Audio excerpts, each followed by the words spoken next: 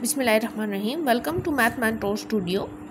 In this video, we will solve the question number 1, part F from the exercise 4D, solving simultaneous linear equations by graphical method. So first we will solve the equations, then we will put the different values in the equations and make a table, then we plot it on the graph sheet. And the intersecting point will be our answer. So let's start solving equation 1 for variable y. So in this case we will shift this 3x to the left side. Then यहाँ जो है यहाँ रह जाएगा आपके पास -4 और इधर आ जाएगा 25 माइनस 3x.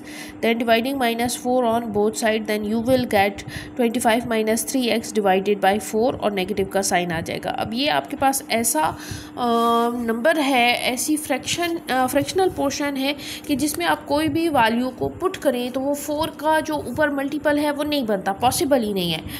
एक हमारा बना था 40 का, बाकी इसमें थोड़ा सा मुश्किल हो रहा था, बड़ी वैल्यूज़ जा रही थी फिर वो बहुत ज़्यादा, तो मैंने बस इसमें रैंडमली वैल्यूज़ पुट कर दिए हैं ताकि डेसिमल आ जाए और डेसिमल को भी हम प्लॉट करना सीख लें.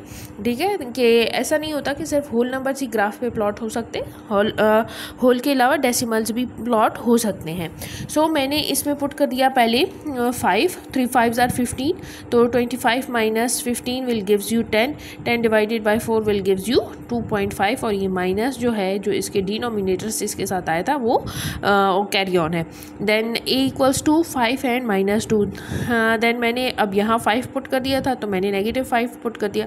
-5 से यू हुआ 3 5s are 15, minus minus plus हो गया, 40 आ गया, 40 को 4 पे डिवाइड कर दिया जो कि उसका मल्टीपल था और ये नेगेटिव का साइन इसके साथ आ गया. When x equals to -5, y equals to -10.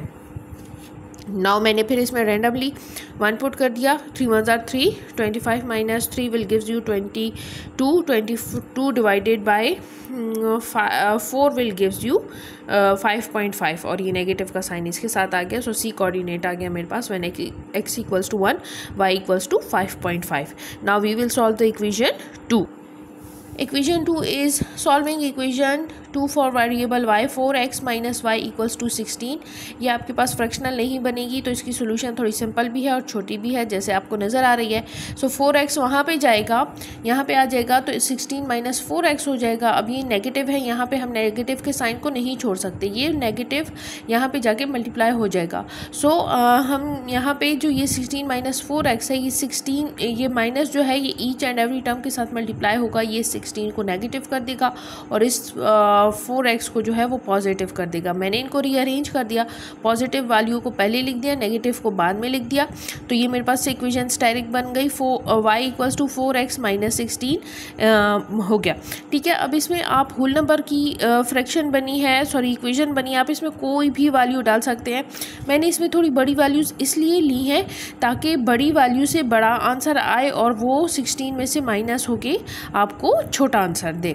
ठीक है, जितनी छोटी वैल्यू आप लेंगी उतनी ही माइनस होगी नेगेटिव की, बड़ी वैल्यू आपके पास आएगी और नेगेटिव वाला जो पोर्शन है वो आपको ज़्यादा बड़ा करना पड़ेगा. तो मैंने यहाँ ले लिया 4 ताकि 4 4s are 16 हो जाए, 16 में से 16 माइनस हो जाए, 0 आ जाए. फिर मैंने यहाँ पे 3 ले लिया ताकि 3 4s are 12 हो जाए, 12 में से 16 माइनस होगा तो -4 आएगा. देन मैंने लिया 5 ताकि ये 4 5s are 20 हो जाए, बड़ी वैल्यू आ जाए और बड़ी में से 16 माइनस होके आपको छोटा सा 4 आंसर दे दे.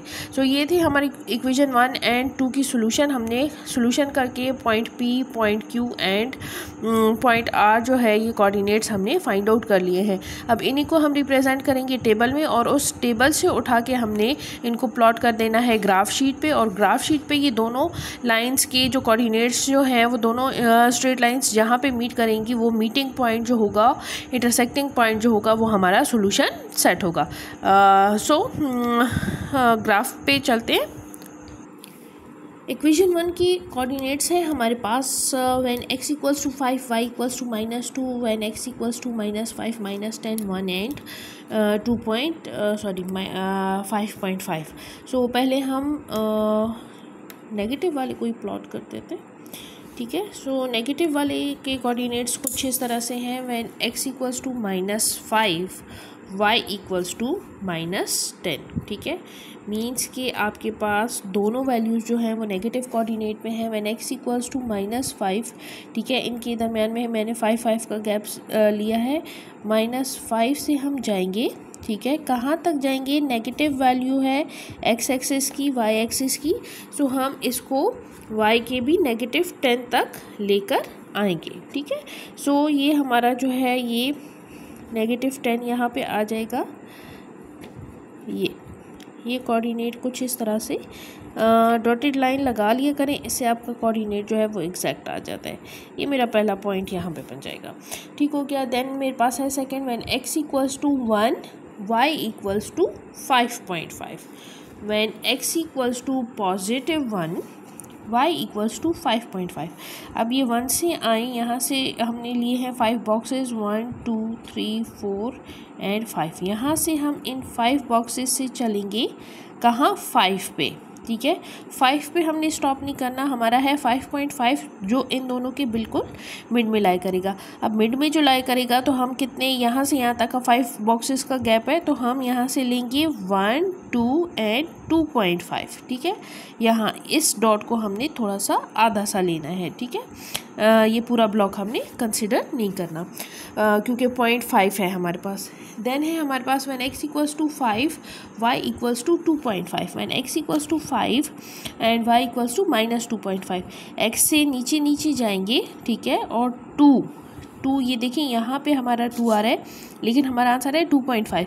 मीन्स कि वो इस 2 और 3 के बिल्कुल सेंटर में लाई करेगा। 2 और 3 के सेंटर में लाई करने का मतलब ये है कि हमने इन दोनों के गैप का भी, ये जो 5 बॉक्सेस का गैप है इसका हमने 2.5 लेना है।